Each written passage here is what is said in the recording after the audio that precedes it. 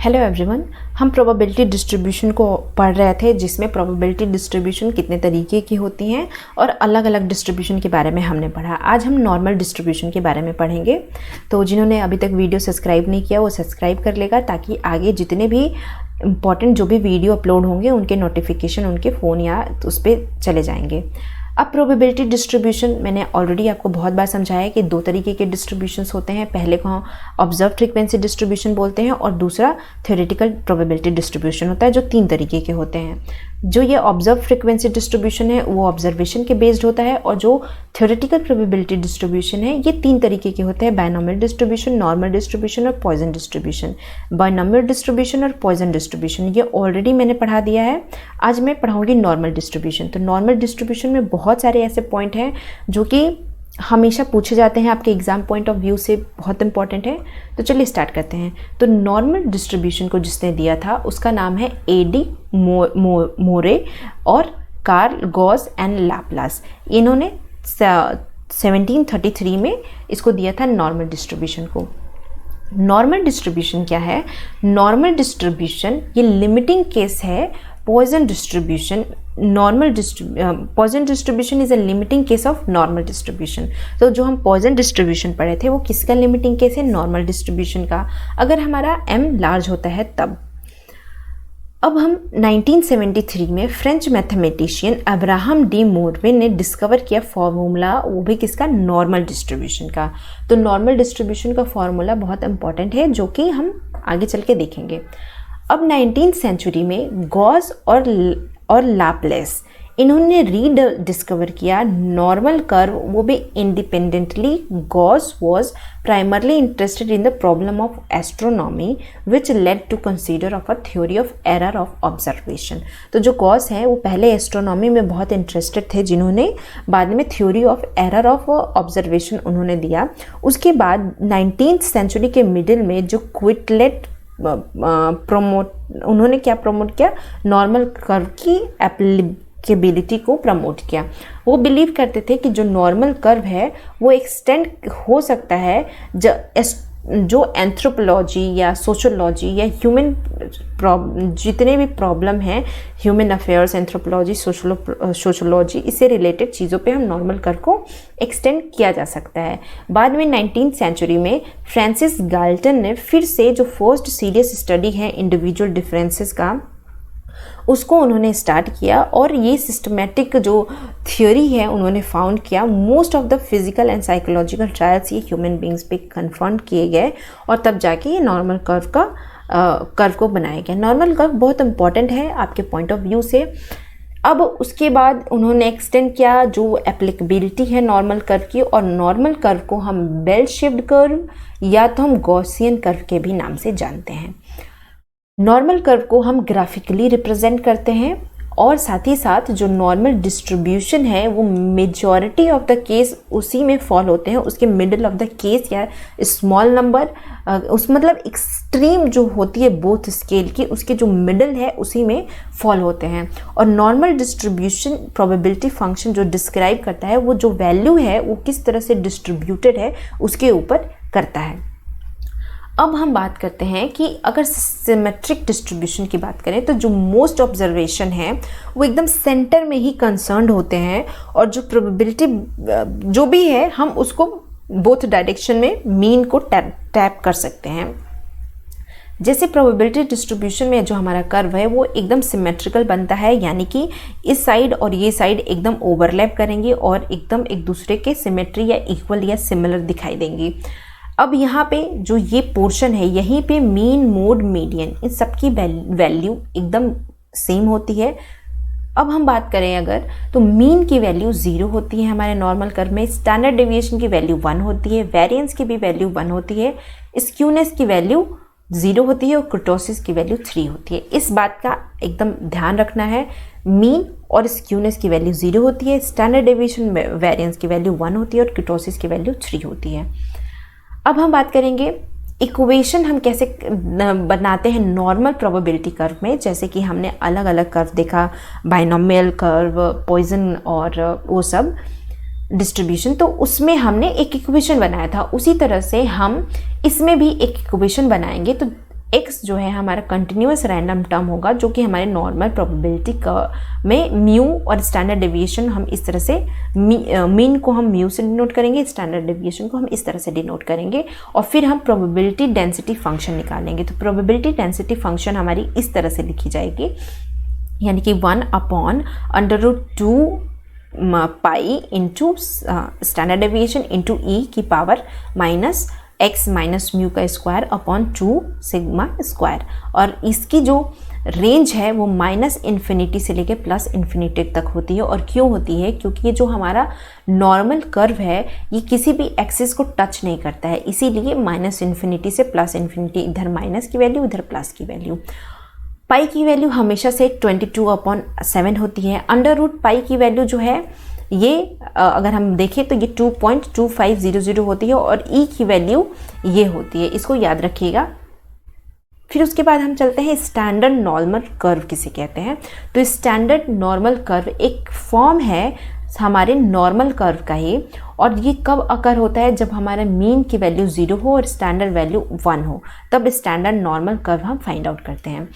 Normal जो distribution है उसमें मीन 0 होती है और स्टैंडर्ड 1 होती है, और तब जब ये होता है उसी को हम स्टैंडर्ड नॉर्मल डिस्ट्रीब्यूशन कहते हैं। और स्टैंडर्ड नॉर्मल डिस्ट्रीब्यूशन एकदम 0 के सेंटर में होता है, और जहाँ पे जो डिग्री ऑफ डेविएट्स है वो मीन से देखे जाते हैं। अब हम आते हैं कि इस जो हमारे रैंडम वेरिएबल होते हैं स्टैंडर्ड नॉर्मल डिस्ट्रीब्यूशन में, उसको हम जेड स्कोर बोलते हैं या स्टैंडर्ड स्कोर बोलते हैं। तो जेड स्कोर को फाइंड आउट करने का फॉर्मूला भी होता है। जेड स्कोर को फाइंड आउट हम किस तरह से करते हैं? X minus mu upon standard deviation. X मतलब रैंडम नॉर्मल वेरिएबल, म्यू मतलब मीन, और ये सिग्मा मतलब स्टैंडर्ड डेविएशन। तो इस तरह से हम इसको फाइंड आउट करते हैं जेड स्कोर को। तो जेड स्कोर भी आपके एग्जाम में पूछा जाता है। अब जेड स्कोर फाइंड आउट करने के लिए हमें एक टेबल भी चाहिए होता है, तभी हम जेड स्कोर को फाइंड आउट कर पाते हैं। अब हम जेड को हम क्या बोलते हैं? इसी जेड को हम बोलते हैं standard normal वेरिएट्स with 0 and standard deviation 1, with 0 mean and standard deviation 1। तो जब भी standard deviation with 0 mean होगा तब हमारा z स्कोर कैसे फाइंड आउट करेंगे? x minus mu upon standard deviation.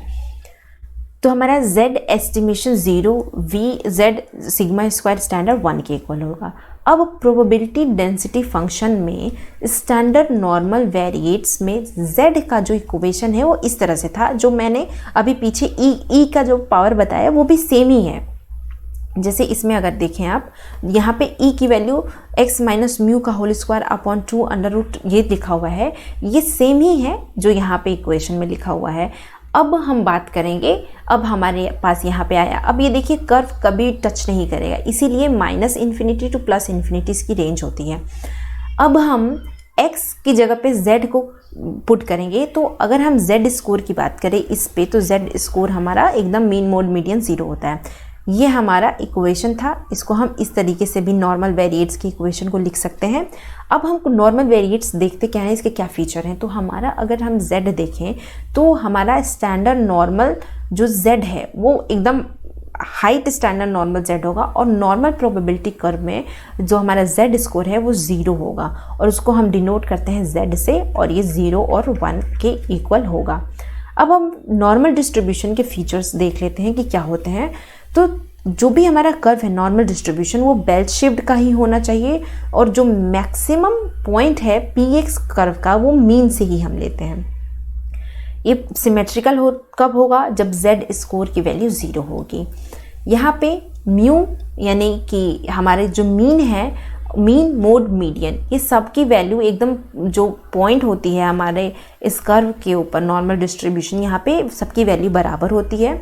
और x equal to mu divided the total area under normal curve into 2 equal parts, मतलब कि दोनों साइड एकदम बराबर बराबर होंगे, और 0.5 और इधर 0.5 की रेंज को ये देखेंगे। अगर स्क्यूनेस 0 है, इसका मतलब यहाँ पे 0.5 यानी कि ये सिमेट्रिकल डिस्ट्रीब्यूशन है और एकदम इक्वी डिस्टेंस पे हमारा मीडियन है। अब हम इसमें ये भी देखेंगे कि Q3 जो हमारा क्वार्टाइल डेविएशन या वो है, उसको हम किस तरह से देखते हैं। तो Q3 हो या Q1 हो, उसको किस तरह से फाइंड आउट करते हैं। तो Q3 माइनस मीन किसके बराबर होता है, मीडियन माइनस Q1। तो Q3 माइनस मीन, इसको हम इस तरह से भी लिखते हैं कि Q1 प्लस Q3 हमारे 2 मीडियन के बराबर होंगे, या तो हम इस तरह से लिखते हैं Q1 प्लस Q3 हमारे 2 Q2 के बराबर होंगे, और या तो हम इसको इस तरह से भी लिख सकते हैं ये 2 म्यू के बराबर होगा। अगर हमारा कोएफिशिएंट ऑफ स्क्यूनेस या किटोसिस दिया हो तब हम क्या करेंगे, तो हमारा जो कोएफिशिएंट ऑफ स्क्यूनेस है वो 0 होगा, और ये गामा भी ये 0 होगा, कोएफिशिएंट भी 0 होगा, और हमारा जो कुटोसिस है बीटा 2 ये हमेशा 3 होगा, और ये भी 0 होगा। अब हम बात करते हैं मोमेंट की। तो मोमेंट हमारा μ1, μ3, μ4 या ये सब कुछ हैं वो 0 होते हैं। जितने भी ऑड ऑर्डर्स के मोमेंट्स होंगे वो सारे 0 होंगे, जबकि जो मोमेंट्स होंगे इवन ऑर्डर के, इवन ऑर्डर में μ2 की वैल्यू यानी कि μ2 मतलब वेरिएंस, μ4 मतलब क्या होगा हमारा क्यूटोसिस, जिसमें बीटा 1 में वेरिएंस में हम μ3 स्क्वायर अपॉन μ2 क्यूब ये 0 के इक्वल होगा, और बीटा 2 में जो हमारा μ4 अपॉन μ2 का होल स्क्वायर है ये 3 के इक्वल होगा। ये सिर्फ नॉर्मल डिस्ट्रीब्यूशन में ऐसा होगा, और रेंज कितना होगा 6 स्टैंडर्ड डेविएशन। तो इसमें हमने मीन देखा, क्वार्टाइल डेविएशन देखा, किटोसिस देखा, स्क्यूनेस देखा, मोमेंट्स देखा। तो ये बहुत इंपॉर्टेंट है कि हमारे नॉर्मल स्टैंडर्ड कर्व में ये कैसे होते हैं। अब हम चलते हैं हमारे कुछ और भी पॉइंट्स देख लेते हैं। तो जो मैक्सिमम वैल्यू है px की वो इनडायरेक्टली स्टैंडर्ड डेविएशन से रिलेट करती है, और साथ ही साथ स्टैंडर्ड डेविएशन राइज करता है तो हमारा जो वैल्यू है px का वो फॉल होगा और हमारा कर्व थोड़ा सा फ्लैट होगा। उसके कॉन्ट्रेरी अगर हमारा कर्व फॉल होता है वैल्यू px के और ये राइज करती है तो ये हमारा कर्व थोड़ा सा शार्प या पीक बनेगा। वैसे ही स्टैंडर्ड डिस्ट्रीब्यूशन कर्व में जो हमारा वन मोड है यानी कि यूनी मोड, ये x इक्वल टू म्यू के बराबर होगा, और यहाँ पे मीन, मोड, मीडियन ये सब इक्वल होते हैं। अगर हम मीन डेविएशन की बात करें तो मीन डेविएशन किस तरह से होगा, √2 अपॉन पाई क्यूब, और ये 4 अपॉन 5 ये स्टैंडर्ड डेविएशन, इसकी वैल्यू हमें ऑलरेडी दी होती है। अब क्वार्टाइल एंड क्वार्टाइल डेविएशन किस तरह से फाइंड आउट करते हैं, तो नॉर्मल डेविएशन में Q1 की वैल्यू होती है म्यू माइनस ये जो स्टैंडर्ड एरर है, और यहाँ पे Q3 mu plus standard error. तो हमें क्वार्टाइल डेविएशन फाइंड आउट करने के लिए हमें बस Q3 माइनस Q1 अपॉन 2 करना होता है, या तो हम इसको 2 अपॉन 3 इस तरह से भी लिख सकते हैं, या तो आप 0.6747 इस तरह से भी लिख सकते हैं। तो ये सब नॉर्मल डिस्ट्रीब्यूशन में इस सब की वैल्यू होती है। अब एक तो इम्पॉर्टेंट है मीन डेविएशन, क्वार्टाइल डेविएशन और स्टैंडर्ड डेविएशन, इन सब के बीच के रिलेशनशिप को अब हम देखेंगे। तो क्वार्टाइल डेविएशन 5/6 हमेशा मीन डेविएशन के होता है, और मीन डेविएशन अगर हम सबको रेशियो में पुट करेंगे तो क्वार्टाइल डेविएशन 2/3 स्टैंडर्ड डेविएशन ये QD है। मीन डेविएशन कैसा होगा, तो मीन डेविएशन 4/5 और जो हमारे स्टैंडर्ड डेविएशन तो ये म्यू ऐसे ही होता है। तो यानी कि ये 2/3 रेशियो 4/5 रेशियो 1 के होता है। अगर हम इसको सॉल्व करेंगे तो ये हमें ये 10, 12 और 15 यानी कि 4 standard deviation equal to 5 mean deviation equal to 6 QD। अब इसको कैसे फाइंड आउट किया, तो इसमें अलग अलग इसको हमने LCM लिया, फिर LCM का हमने रेशियो में कन्वर्ट किया और फिर उसको हमने सिंप्लीफाई किया। तो अगर इन्फ्लेशन पॉइंट होगा हमारे नॉर्मल कर्व में तो x की वैल्यू कितनी होगी, म्यू प्लस माइनस सिग्मा, और ये इम्प्लाइज करती है कि इन्फ्लेक्शन पॉइंट इक्वी डिस्टेंस है किससे, मीन से और हमारे स्टैंडर्ड डेविएशन से। अब हम नॉर्मल कर्व के अंदर किस तरह से जो वैल्यूज़ हैं वो डिस्ट्रीब्यूट होती हैं इसको हम इस पूरे में देखेंगे। तो Z स्कोर का फॉर्मूला क्या होता है, Z equal to x minus mu upon ये। Z स्कोर निकालना बहुत इम्पॉर्टेंट है और Z की वैल्यू अलग अलग होती है अलग अलग पॉइंट्स पे। अब जैसे अगर हम इस पे म्यू एकदम सीधे बात करें तो इसमें हमारा मीन डेविएशन, 1 स्टैंडर्ड डेविएशन, ये सब कुछ अलग अलग डिफाइन होता है। तो ये जो हमारा मिड पॉइंट का रेंज है उसको हम कितना बोलते हैं, कितने पॉइंट एरिया को कवर किया है, तो ये 68.3% डेटा को कवर करता है।